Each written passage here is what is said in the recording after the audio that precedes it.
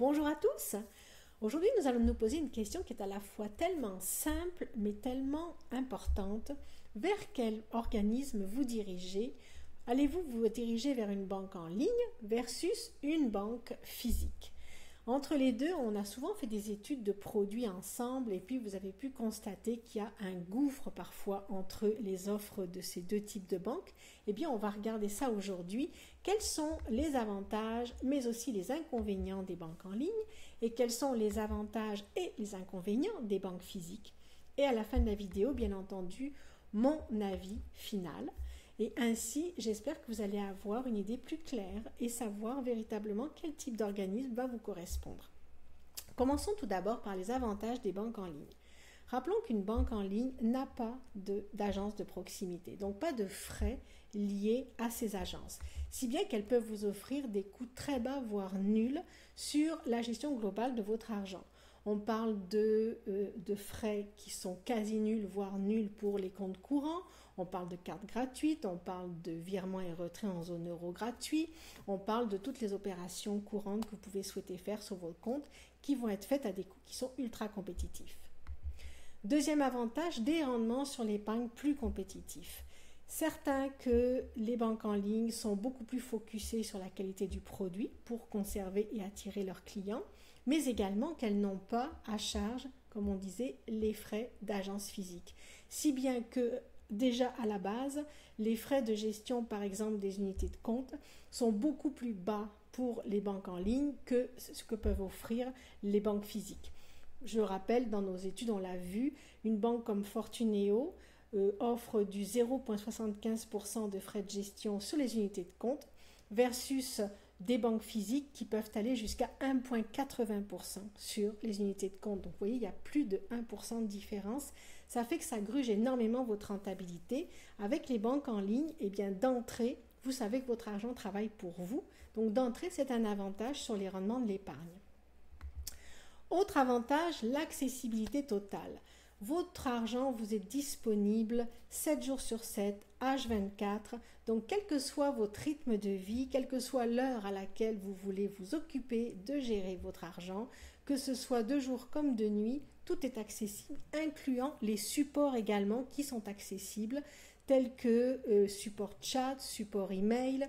Quel que soit le support, ou support téléphone, quel que soit le support, vous avez toujours la présence d'une réponse en tout temps.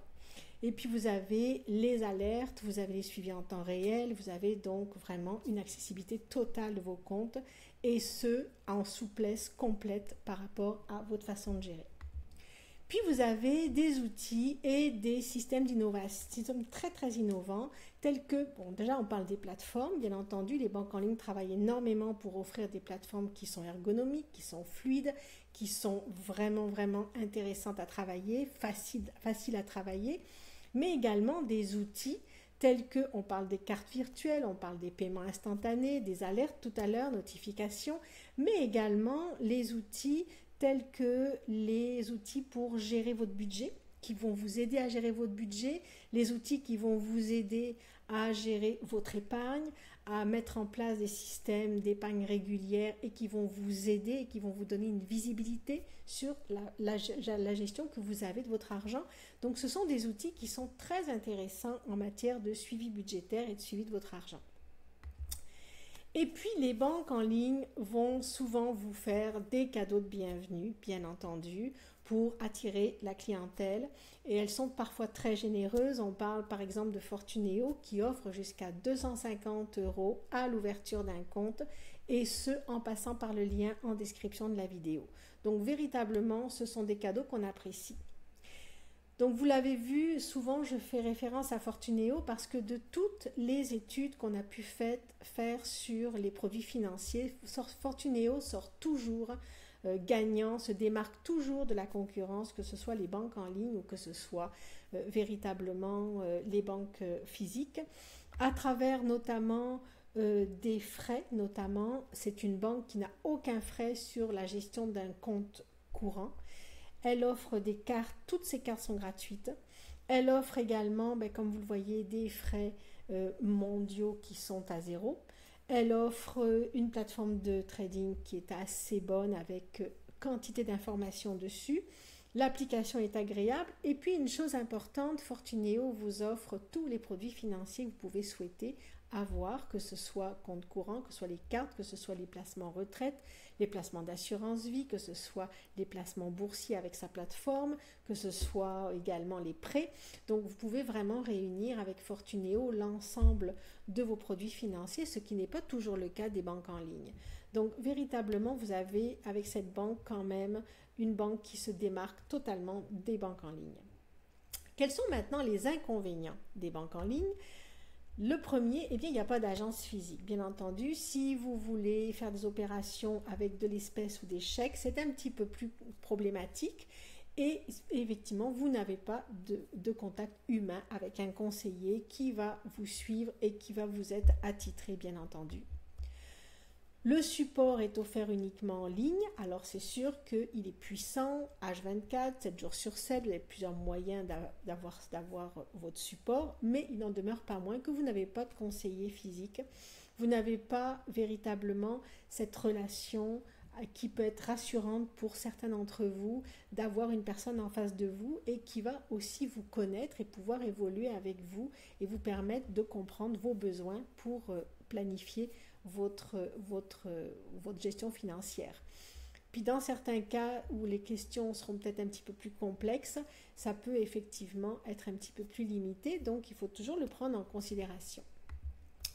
Puis vous avez avec les banques en ligne certaines qui vous imposent des conditions d'entrée telles qu'un revenu minimum ou un dépôt initial pour pouvoir ouvrir un compte ou un placement, bien entendu, donc ça peut être un petit peu plus limitatif.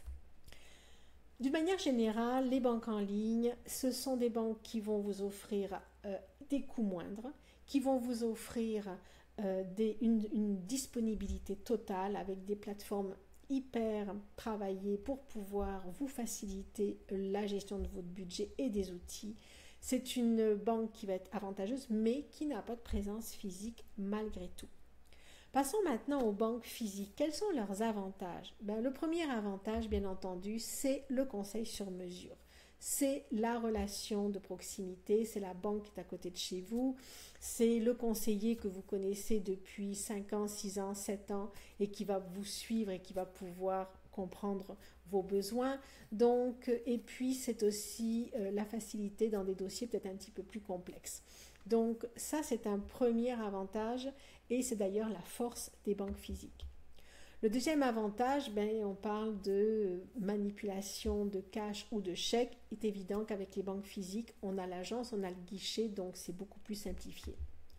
Et puis la gamme de produits est plus large. Les banques physiques sont souvent des banques traditionnelles, donc qui ont évolué avec les besoins du marché et qui offrent aujourd'hui des produits qui sont complets, donc ça va des prêts, ça passe par bien sûr tout ce qui est produits bancaires de compte, les crédits, les assurances, les plateformes boursières, donc vous avez vraiment tous les produits qui sont offerts dans des banques physiques.